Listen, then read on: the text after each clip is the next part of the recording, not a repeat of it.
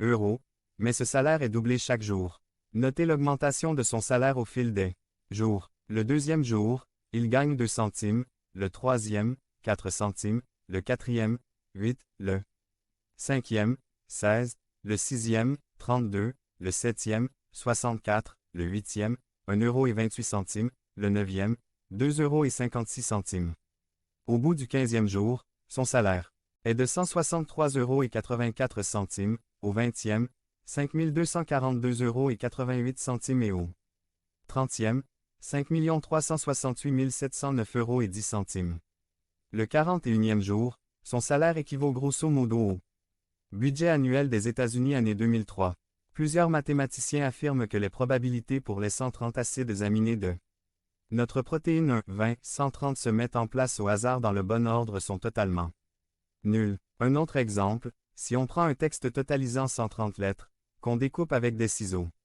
Chacune des lettres formant les mots, qu'on les mélange et qu'on les laisse tomber par terre. Les chances qu'on a de voir toutes les lettres tomber à la bonne place pour reformer les mots et les phrases du texte original équivalent à celles que les 130 maillons d'une protéine ont de se rassembler au hasard. Plusieurs scientifiques reconnaissent aujourd'hui, sans pour autant croire en un Dieu créateur, que le hasard ne peut être la source d'un monde aussi complexe et aussi extraordinairement structuré. Voici ce qu'a écrit l'éminent biologiste Jean Rostand. Malheureusement, je ne parviens pas à imaginer autre chose que le hasard. Mais biologiquement, il me semble difficile d'expliquer même une fleur par le hasard. Albert Jacquard, autre grand homme de science, écrit « L'absurdité de l'homme, fruit du hasard est trop énorme, inacceptable. Église biblique baptiste de Pradine. www.église-baptiste-cahors.org. Pasteur Albert Marino. Page 5 de 7. 429. L'évolution. Science ou croyance. Nous cherchons à nous persuader que cette description est incomplète, qu'elle passe à côté de l'essentiel. Il faut coûte que coûte trouver une autre explication. Sachez une chose, vous êtes un être merveilleux et d'une complexité inimaginable. Vous êtes à la fois une usine chimique, un réseau électrique, une installation de climatisation et une station d'épuration, le tout commandé par un élément central, le cerveau. Vous êtes composé de 100 000 milliards de particules microscopiques. David l'avait très bien compris, c'est pour cela qu'il dit dans le psaume 139, 13 et 14. « Car c'est toi qui as formé mes reins, qui m'as façonné dans le sein de ma mère. Je te loue de ce que j'ai été fait d'une étrange et merveilleuse manière, tes œuvres sont merveilleuses, et mon âme le sait très bien. Le cœur est un muscle de la taille d'un poing. Image 8, c'est le muscle le plus fort du corps. Chaque jour cet organe bat environ 100 000 fois. Un petit morceau de tissu appelé nœud de sinus permet au cœur de battre. La fonction de ce nœud est d'envoyer un courant électrique, toutes les 0,8 secondes à certaines fibres nerveuses dans le muscle du cœur. Le sang se déplace à travers le corps, fournissant l'oxygène à chaque cellule, et revient au cœur. Du cœur il est pompé vers les poumons, où il est réoxygéné et alors renvoyé dans le corps. Si cela a pris du temps et de l'intelligence pour que l'homme conçoive la pompe à essence, le système de refroidissement, et le système de lubrification dans un moteur de voiture, comment pouvons-nous croire que le système circulatoire humain, qui est une merveille bien plus complexe de technologie, s'est produit par des forces invisibles de la nature?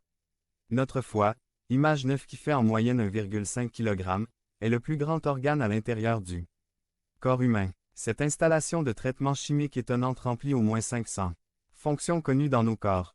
C'est une usine chimique si compliquée que même les biochimistes n'ont pas développé une machine s'en approchant qui accomplirait même une fraction des mêmes fonctions. Le foie stocke des vitamines, stabilise le taux de sucre dans le sang, fabrique des enzymes, et bien plus. Le foie filtre assez de sang en une seule année pour remplir 23 camions de lait. Le foie joue également un rôle de la plus haute importance dans notre processus digestif. La digestion ne pourrait pas avoir lieu sans fonction en rapport avec notre foie, bouche, langue, intestin, estomac, et pancréas. Si ces organes ne sont pas en concert parfait dans leur fonctionnement, nous aurions des problèmes majeurs et potentiellement mortels. Observez comme toutes nos parties du corps travaillent ensemble dans une telle harmonie devrait mener chacun d'entre nous à conclure que l'homme a été intelligemment façonné par un esprit supérieur, notre Dieu créateur. L'oreille humaine image 10 est une merveille de technologie. Cet organe minuscule a le fonctionnement du microphone et le mécanisme d'équilibrage le plus sophistiqué que n'ait jamais connu l'homme. Les ondes sonores entrent dans l'oreille et passent le long d'un tube à l'oreille moyenne. Étirée à travers ce tube est une membrane mince appelée le tympan. Lorsque les ondes sonores font vibrer ce mince tissu, les vibrations entrent dans l'oreille moyenne, où elles déplacent 3 petits os. Les muscles minuscules fixés aux os amplifient le mouvement et permettent aux os de passer les vibrations à une autre membrane appelée la fenêtre ovale. Ceci produit du mouvement dans un petit passage en spirale rempli de liquide. Appelée la cochlée. Église biblique baptiste de Pradine. www.église-baptiste-cahors.org. Pasteur Albert Marino. Page 6 de 7. 429. L'évolution. Science ou croyance. La cochlée est remplie de 25 000 récepteurs auditifs qui prennent les vibrations et les transforment en impulsions électriques. Ces impulsions sont envoyées par le nerf auditif au cerveau. Le cerveau reçoit jusqu'à 25 000 signaux auditifs par seconde et les interprète comme voix, tonnerre, musique, ou millions d'autres bruits. En plus de l'audition, l'oreille nous donne également notre sens de l'équilibre. La cochlée est reliée à 3 tubes appelés les canaux semi-circulaires. Ils sont partiellement remplis avec des fluides qui se déplacent toutes les fois que la tête se déplace. Les fins nerfs de ces canaux sont également reliés au cerveau, et ceci, en coopération avec nos muscles, nous permet de nous équilibrer correctement. L'oreille est merveilleusement conçue et coordonnée et démontre la planification incroyable d'un concepteur principal. Pour conclure, j'aimerais vous apporter les paroles de Dieu que l'on retrouve dans le livre de Job 38, 4. Où étais-tu quand je jetais les fondations de la terre? Dis-le, si tu as de l'intelligence.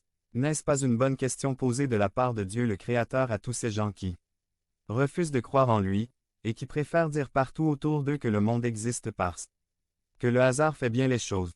Rendons grâce à Dieu qu'il nous a ouvert les yeux sur sa création, et n'oublions jamais que le grand Créateur n'est jamais loin de celui qui veut le connaître. Colossiens 1, 16 nous dit, car c'est en lui Jésus qu'on